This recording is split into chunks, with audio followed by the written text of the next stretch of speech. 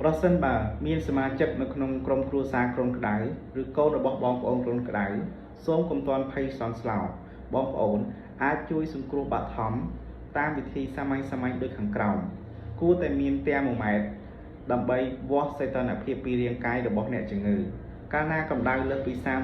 37.5 ឬក៏លើសពីនេះមានន័យថាអ្នកជំងឺកំពុងតែគ្រុនក្តៅចាប់ផ្ដើមឲ្យអ្នកជំងឺញ៉ាំទឹកឲ្យបានគ្រប់គ្រាន់ដើម្បីការពារការខ្វះជាតិទឹក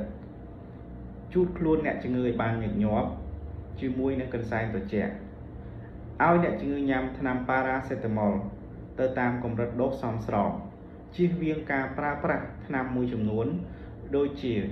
Ibuprofen ឬក៏ Aspirin ប្រសិនបើសង្ស័យថាកើតជំងឺគ្រុនឈាមព្រោះវាអាចបណ្ដាលឲ្យមានហានិភ័យនៃការហូរឈាមឆាប់នាំអ្នកជំងឺទៅមន្ទីរពេទ្យជាបន្ទាន់ប្រសិនបើមានសញ្ញាគ្រោះថ្នាក់ណាមួយដូចជាអ្នកជំងឺពិបាកដកដង្ហើមសន្លឹមឬក៏ងុយគេងខ្លាំង